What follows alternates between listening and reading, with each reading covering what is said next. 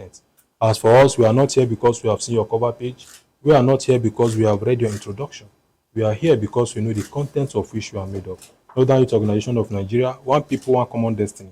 Confirmation of credence presented to Mr. Kimiebi Ebienfa, spokesperson, Ministry of Foreign Affairs, Abuja, as Garukuan Matasan Arewa, that is the shield and protector of the youth in Nigeria, / icon and signature that we all are like books, and many people only see the cover page.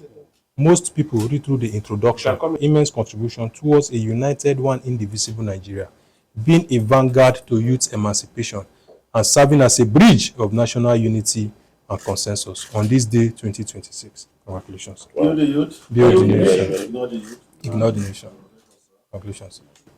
And to celebrate your uniqueness as a way of encouraging you to double accomplish that which you are currently accomplishing. And of course, in a recent congress that was said at level of Arewa in Kaduna, your name was actually penciled down among prominent Nigerians to receive the Samadu Bello Integrity Legacy Award at the Garukuan Matasan Arewa. And then to suffice you to note that your nomination does not come alone. It came alongside that of the Secretary to the Government of the Federation, His Excellency Senator George Akume, whom dubbed as the patron of this very organization.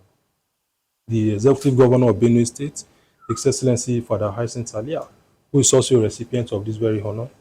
The Honorable Minister of Defense, General Christopher Musa, who is also a recipient of this honor. The Honorable Minister of Agriculture and Food Security, who is also a recipient of this honor. They are all here for your viewing pleasure. The Northeast is there, Boko Haram is wipe crisis.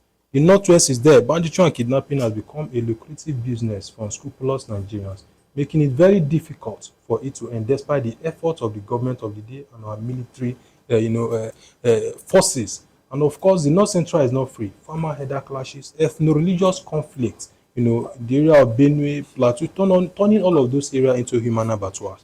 And then we felt insecurity is like a raindrop. It does not fall on only one roof.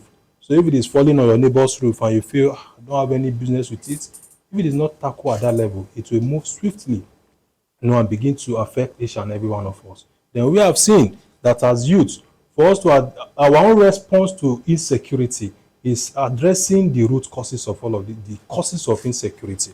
Because if the root causes are not addressed, regardless of the billions of naira we budget in purchasing of ammunition, it will be difficult for us to end insecurity. And of course, we have come to see that over time, we carry out aggressive campaign on the intake of psychoactive substance abuse. We are a believer of the fact that no youth in his or her rightful senses will pick arms against his fellow human, except he or she is under the influence of these narcotic symptoms.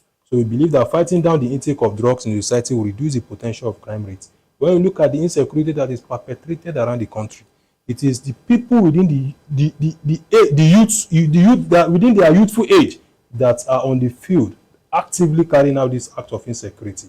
However, they may have their financiers within the older age people, but the vibrant youth that are there on the field carrying out this barbaric and evil act, which means we must talk to ourselves to desist from every act of drug abuse that is capable, of leading us into acts that we may even regret later. And of course, over time, we have also called for the increased budgetary allocation to education, because it is sad to note that there are states where the budgetary allocation to the renovation of government house is higher than the budgetary allocation to education.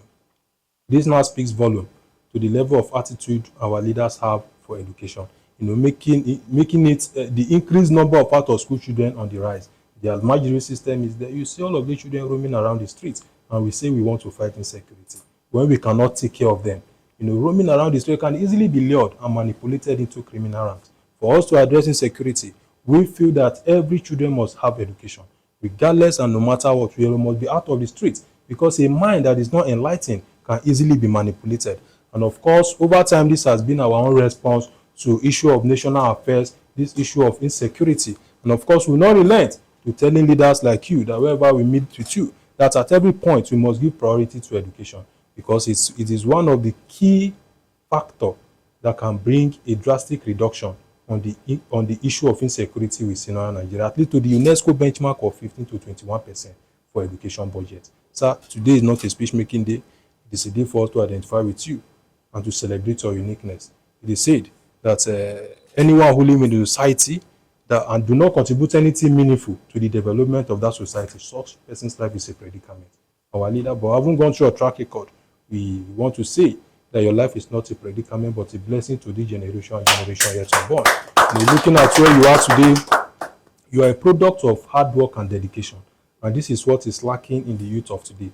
Due to the quick money syndrome, the youth just want to wake up the next morning and become a millionaire. But of course, this is not how our own parents grew up. They have a humble beginning. They started from somewhere and they grew through the ranks. Of course, you are a mentor to the youth and we have a lot to to learn from you. We believe that in the coming period, we are now friends. Believe that your friends are our friends, and then your enemies will also look carefully before attacking you because we also stand for you. So we look forward to extend an invitation to you in our forthcoming program for you to come and speak to the Northern youth because there's every possibility and every reason for them to listen attentively to you and learn a lot from you. In fact, my joy knows no bounds today because it's first of its kind to be so witness from the media that are here too. So I'm very, very grateful for what you have done for me. Be willing to also partner with you. He said that you are inviting me for your next program. As far as there is no other clashing event from the ministry, definitely I will make myself available to be to speak to a wider audience when the opportunity presents itself. So you mentioned repeatedly in your remarks that it's not a day for speech making. So at least I will toe that very line. So I thank you very much for what you have done. From my own ethnic group, the Ijaws will say Umbana, Umbana, Umbana. I'm very grateful for what you have done. You are partnering with government, especially in the fight against drug abuse and conscientizing even youths in the issue of insecurity. Those are critical issues that the current government is addressing. As Ministry of Foreign Affairs, maybe you've heard about the 4Ds demographic, 4Ds foreign policy thrust of the current administration.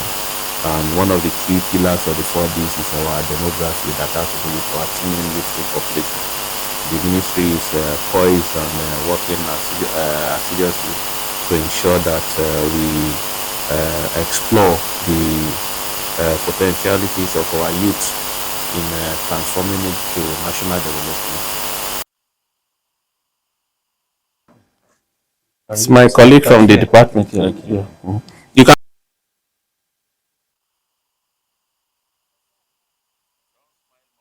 All right, sir.